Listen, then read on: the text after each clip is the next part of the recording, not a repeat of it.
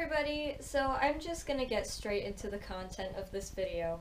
Now I know that when I graduated, or right before I graduated, I said I'd be making more videos, and then I didn't stick to my word.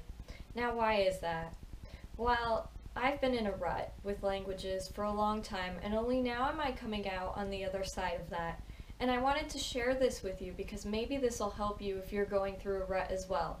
Now, it's kind of going to be a long video because there's some backstory here, but please, I recommend watching the whole thing even if it's on double speed, whatever. Just watch this because I'll be sprinkling different tips throughout in addition to my little anecdotes. So first off, I just want to say that a rut doesn't happen overnight. It was a process. Now, it might only take you a night to realize that, wow, I'm in a rut. Like, you'll wake up one day and say, I'm not interested in languages anymore. But the truth is, you didn't wake up that day disinterested. What happened was it took time, and only did you realize it in that moment. So, what happened to me was I was at the peak of my language learning experience. This was sophomore year of college or university, whatever you call it.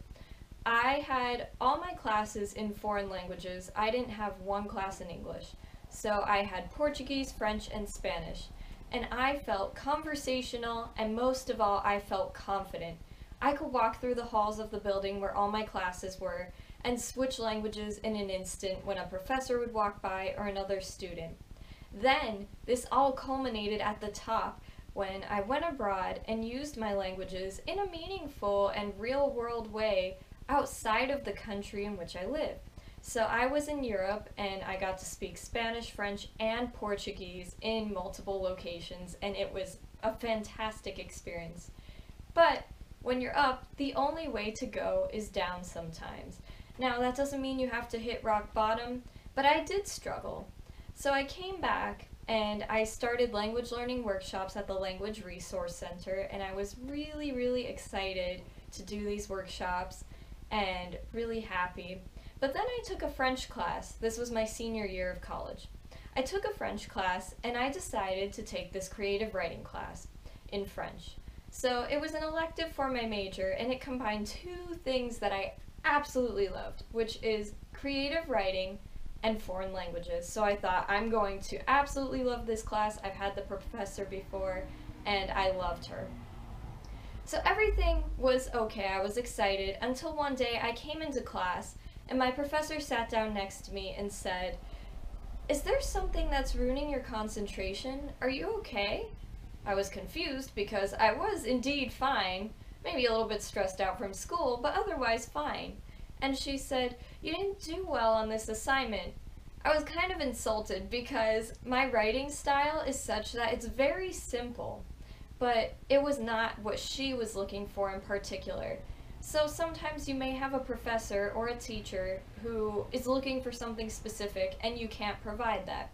Well, I had to change my writing style to hers, and I went through a period of getting more, I don't know what you want to call it, concerns from my professor throughout the semester about, I think that you don't put as much work into your homework at home as you do at school, and it was just really insulting to how I would study and everything, my work ethic, because I would take all of my work seriously, especially when I'm passionate about the class. So that happened, and then of course I took some senior seminars, one on politics, and the other one that was for French, because of the election. And then for Spanish, it was on literature, but it was just stuff that I wasn't exactly interested in. So it can be hard when you take a class and you're not really interested in the subject. But despite that, just like in the past when something has happened that I didn't enjoy in my classes, I kept learning languages, and I decided to learn Polish and Korean in that amount of time. So that summer, until I started grad school. Now I just want to say, if you put your identity in something as fluid as your accomplishments, if you consider yourself an achiever like I do, or a goal setter, and you love reaching your goals, take time, first of all, to celebrate those goals. Don't just cross it off your list and keep going, because I know that could be satisfying, but if you don't celebrate it, then you're going to get burnt out pretty quickly. But then also on top of that, goals come and go, so do achievements, accomplishments. You might not even live up to them, to where you hope to be. And if that happens to you, then don't kick yourself for it, because you're already being hard enough on yourself, and you can't do that, because then you're going to be demotivated and it could result in a rut. It could be the beginnings of a rut. So then I went to grad school, and I kind of had this bad feeling, and I know that you shouldn't have this feeling. I know I shouldn't have had this feeling, but it happened. We're all human. And what happened was, I knew that unlike undergrad, where you're in a class with people who have different majors, where everyone shines in a different area, I was going to be somewhere where everybody was equally, or more so, good at studying languages, good at speaking them, and maybe even had experience interpreting and translating before, because that was the degree that I studied. So going in there, I was kind of nervous and tried to avoid the trap of comparison, but it happened. And not only from me, but from hearing my classmates compare each other to me, because they felt like they could confide in me about it. But it was really difficult, because during that time I had this feeling of, well, if they're talking about each other to me, then what are they saying about me and my skills? So they would say, so-and-so is so good, everybody loves them, I wish I could be like them. And I already felt inside that they were better than me, so it didn't make me feel great. But then also, they would even talk about people whose skills maybe weren't on par with everybody else's. And so, of course, it made me worry. It made me self-conscious of what others thought. And try to avoid that to the best of your ability. I couldn't, I didn't, I was really bad at it, and that was also the makings of this rut. So that's where the series Assassins of Language Learning actually came from. Through this program, basically I got into this period of so much anxiety and even becoming depressed and rethinking all of my life's decisions to major in languages and to go to grad school without taking a gap year and just jumping into it, even though I didn't fully know what I wanted to do with my life yet. And I started to think about all those things. Now, the anxiety came from the atmosphere that I would be in, and I'm not going to go into detail about what my professors did, except one of them would put us in a chair in the middle of the room and have us interpret, which, you know, if you're an anxious, self-conscious person, you don't want to be in a chair in front of all of your classmates, but gotta do what you gotta do. And then professors would sometimes not try to do this, but it kind of just happened. But they would talk about other students and how great they were. And not that you're not good or anything, but it tended to be that I was always wrong in my answers. I used to love raising my hand in undergrad, but then in grad school, I did not want to raise my hand at all. People in undergrad would call me Hermione Granger, and in grad school, when someone would call on me, I would just nod like this. Because I didn't want to talk. I was so self-conscious about how I spoke my languages, because every time I said something, it was wrong. Which is ridiculous, because I could actually use my languages in a real-world context and have proven that before going to grad school, but it's just such a different environment than the real world in reality. So I started feeling very self-conscious. I started feeling anxiety, and normally I would only feel that before a test or before a presentation, but I was feeling it before certain classes. And it's crazy, I've never felt that way about just going to regular class before, but I got that way, and I can't really explain in depth how I really felt, what it did to me, but I always felt this nauseous feeling and kind of sweaty, and just it was really bad. So I got to a point where I kind of felt depressed, because I thought, what am I going to do when I graduate? I'm not sure this is what I want to do. I don't really know what I want to do. And like I said, started rethinking all my life's decisions. But because I was struggling with languages, unlike other people who make videos that study languages and say, this helps me with depression, it actually hurt me because it was part of the source. Now, maybe it wasn't languages itself that bothered me, but languages in this context that really bothered me. So I really struggled with that for a while. And like I said, this is where Assassins of Language Learning was born, because I wanted to make more videos about things everybody struggled with, including myself, but I felt like I wasn't adequate enough to talk about it on my own, since I was going through it really hardcore at the time. So, I handpicked people in advance who I thought would be great for those topics, and I had them do these videos with me, and I'm really grateful for that. So that's where that came from. Now, it was just a really difficult situation because when you're in that kind of environment, what you want to do is cultivate an atmosphere where you feel like the languages that you're studying or using, you have to use them in a meaningful way and in a fun way. So what does that mean? Well, for me, being in grad school, I looked for conversation groups for French and Spanish. Now, I tried to go to them, and when I got to go to them, I was so happy. I came out of there elated. I was jumping around. I started talking louder and faster because I was just super excited. You know, when you get excited and your voice changes, it was like that. So I would get extremely excited because I did something meaningful. Or anytime that I would go interpret for my internship or for just to volunteer, I felt so much better because it was in a meaningful way. And not that academia is not meaningful, but I didn't feel like I was contributing anything to better the world or better other people, only bettering research about interpreting, and for me that was not my goal. It was not my goal in using these languages. So if you're going through a period where you're studying languages in a class, or just struggling to study in general, I would suggest trying to find meaningful ways to use your language, whether that's tutoring somebody, or going to a conversational group, or going to some kind of language exchange, whatever. Just try to use it in a meaningful way that is fun to you, because then you'll actually want to do it instead of kind of dragging your feet and saying, well, this is what I have to do for class or for somebody else.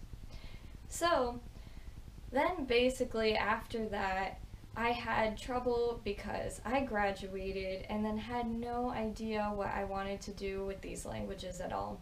Now, if I look down, it's because I took notes and I really want to make sure that I did not miss anything at all. There's just a lot here. Now, I have to say, I didn't have the opportunity to use my languages in such a meaningful way. And I'm going to give you a little illustration, an analogy. I'm going to give you an analogy, and it's one that's kind of disgusting, but it's relevant. So, basically, sometimes you get sick with a stomach virus, and when you do, the last thing you ate, you kind of don't want to eat because it grosses you out and it makes you think of that time you got sick because you think that's what made you sick. Or maybe not a stomach virus, but you get sick to your stomach for some reason and you correlate the last thing you ate with that. And that's what happened with me in languages. So whenever I would speak a language, or my mom would speak to me in the summer, or somebody would try to practice with me, I didn't want to speak and I'd get a bad taste in my mouth because it just reminded me of that experience, the rut that I was in, the bad experiences, the anxiety, the depression, not feeling like I was adequate enough to be in that program, not feeling like I was adequate enough to apply for jobs. It just reminded me of that and I didn't want to do it. And then I went through this vicious cycle of not wanting to even watch a TV show, so in another language, except Indian soap operas, even though I didn't understand a word of them. But I didn't want to watch anything in Spanish or French or Portuguese. But in my mind, well, deep down, yes, I did want to, but I just couldn't bring myself to do it.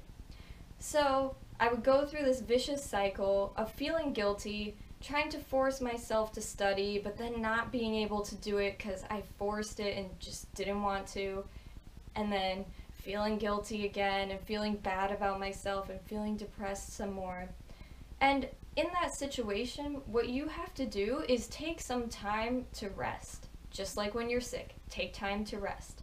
Now also, like with a stomach virus, as you get better, you start to introduce food little by little back into your life.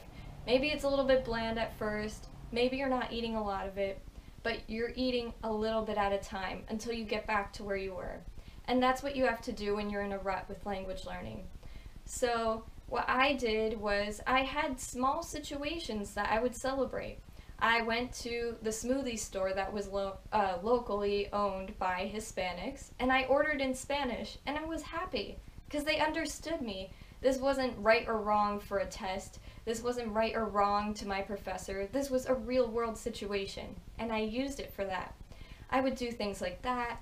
I would talk to my mom little by little and just kind of try to look things up here and there, and little by little I did feel better.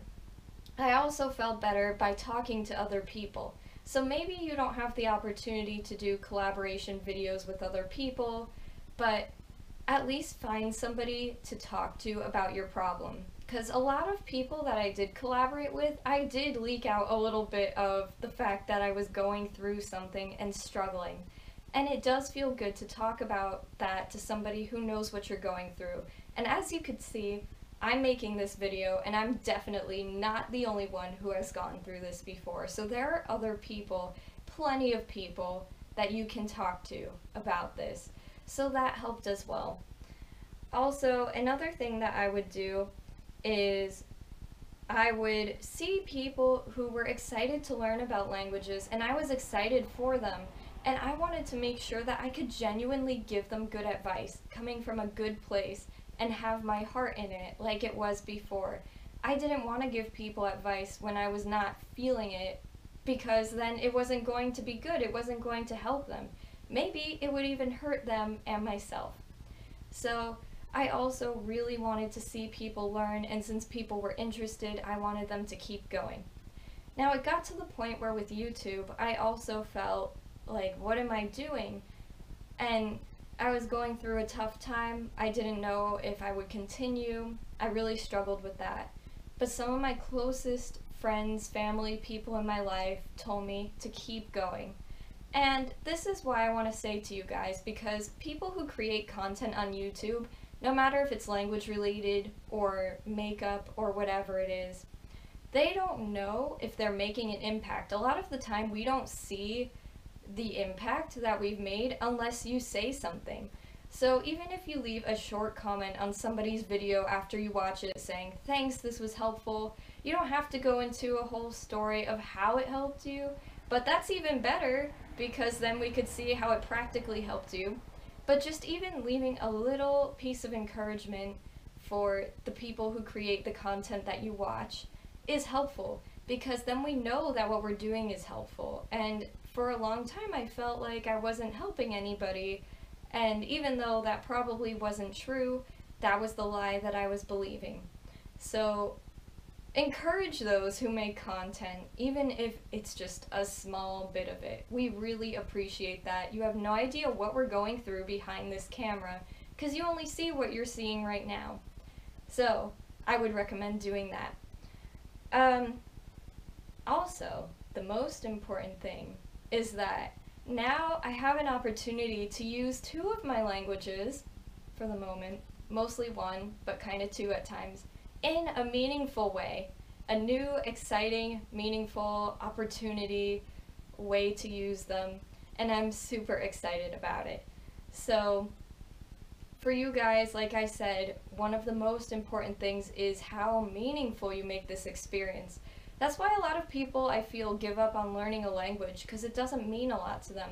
They may be initially attracted to it because it sounds cool, their grammar's cool, whatever it is, one aspect of the culture is cool, but then they don't keep going with it, and that's because they've lost meaning. They just liked it on the surface. So make it meaningful for yourself, and that will really, really help you to get out of that rut.